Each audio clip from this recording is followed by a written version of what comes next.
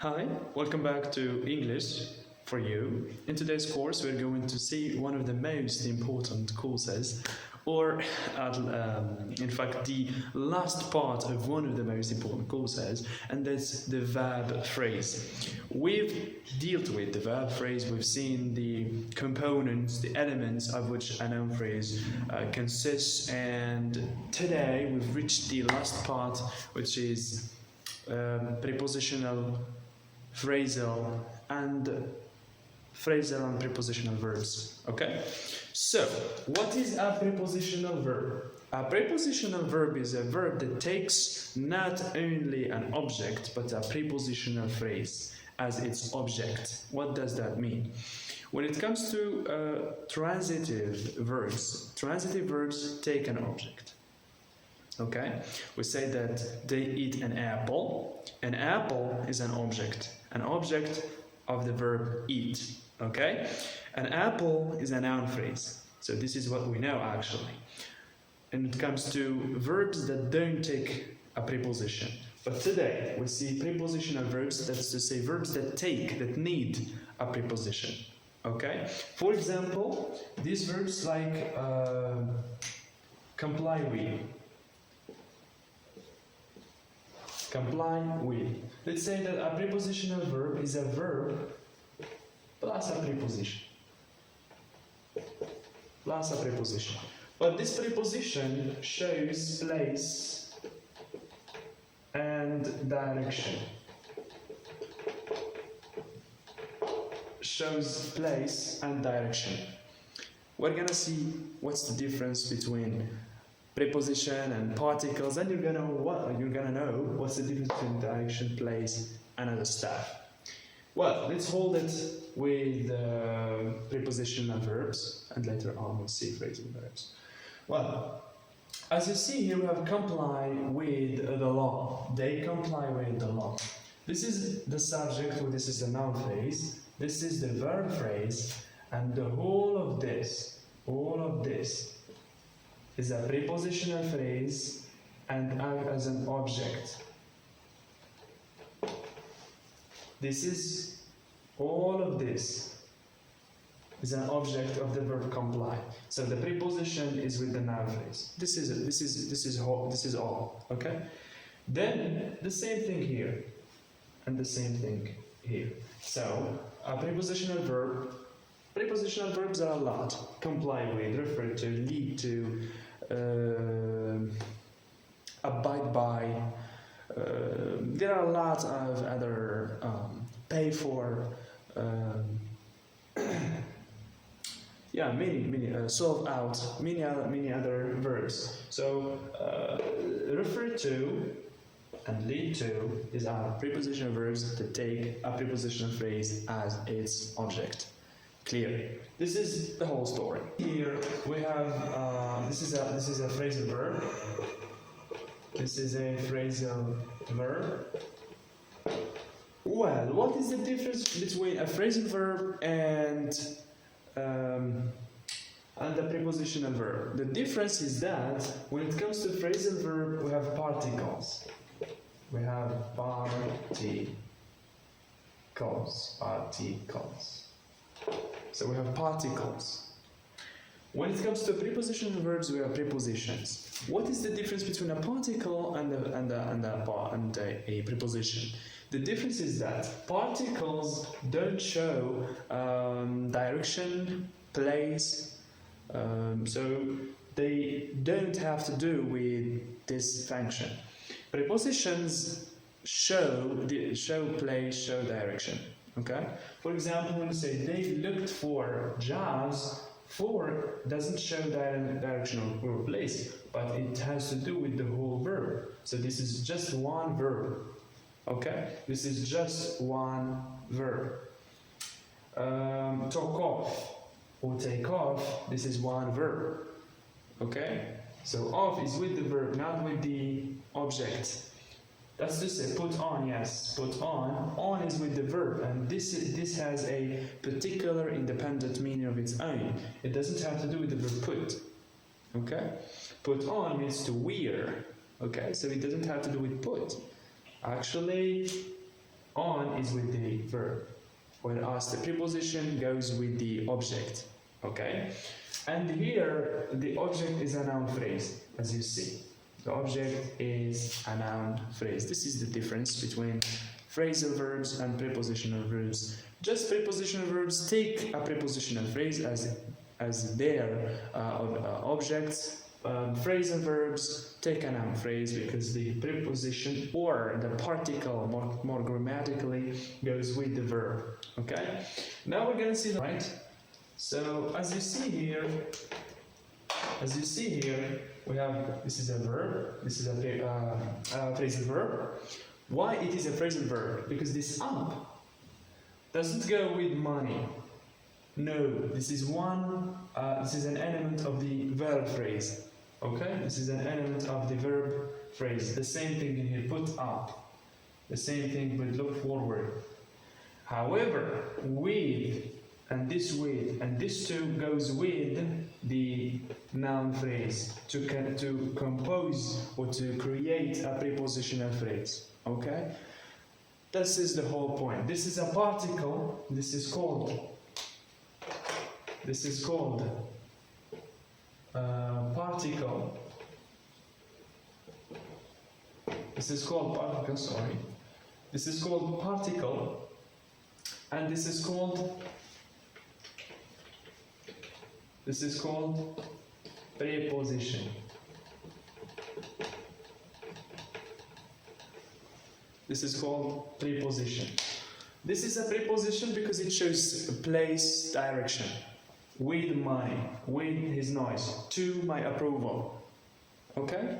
However, when it comes to particles, they don't show time or place. They just work or function as particles because they create an independent, different meaning of other verbs. Okay? This is the whole point behind prepositional, phrasal, and prepositional phrasal verbs. I hope that I have done well.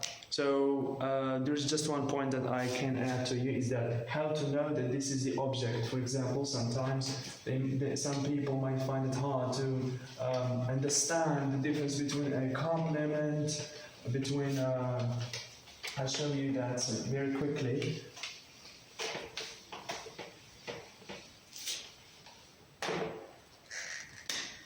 We have here complement. We have object. We have adverbial. And we have indirect.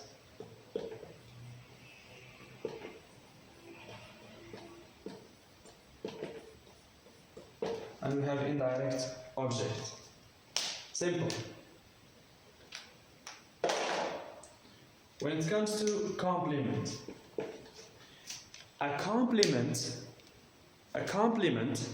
is it can be an adjective, it can be an adverb, it can be a noun. What else? Okay. So here complement. But in complements we don't have extensive verbs. We just have the intensive verbs. We have the verb to be, to grow, become,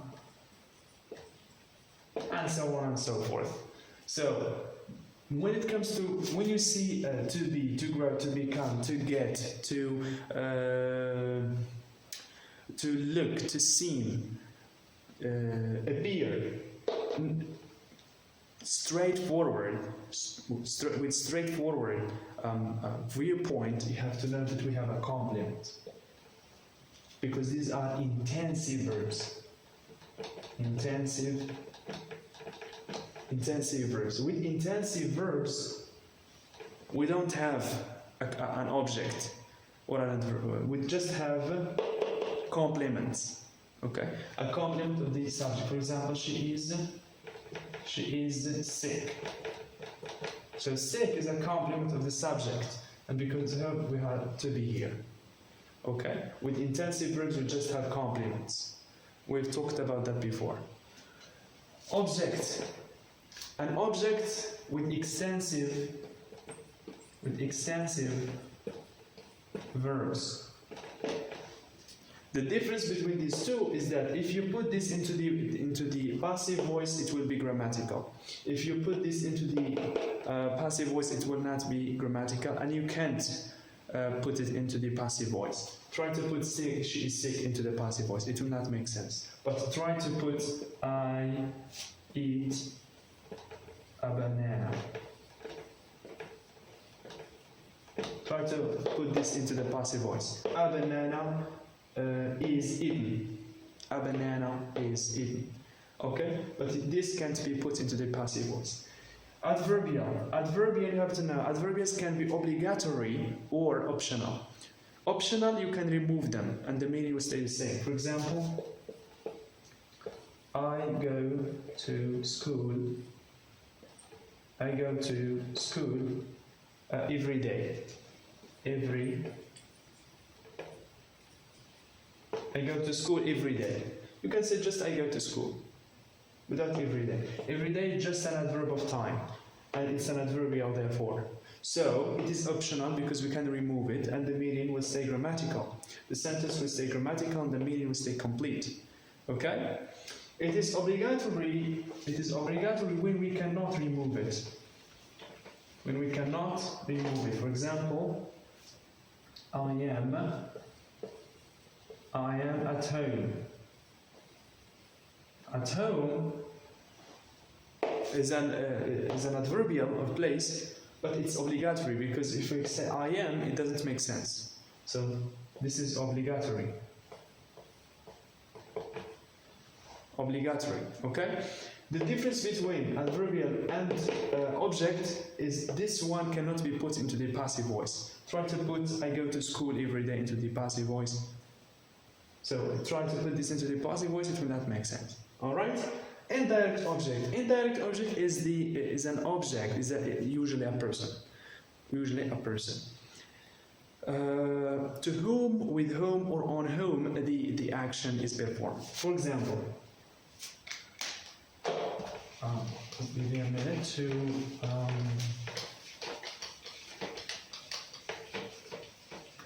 indirect objects are very simple. We have seen indirect objects. For example, she gave me book. She gave me a book. So she gave me a book. Me is the indirect. Is the indirect object. If you want to know this indirect object, just ask the question, who? Who is given the book? Who is given a book? It's me. Okay? If you want to know that the direct object, just ask the question, what? What does she give him? What does she give him? She gave him a book. What or who, to whom or who she gave the book to? Who did she give the book to? It's to me. Okay? This is the meaning. This is the whole thing. Thank you very much. Please help me produce more videos by your support. Back me up. If you like the video, please subscribe to my channel, share, try to help me out to make more progress in my humble channel. Thank you very much and good luck in your exams as well as your life. Thank you and goodbye.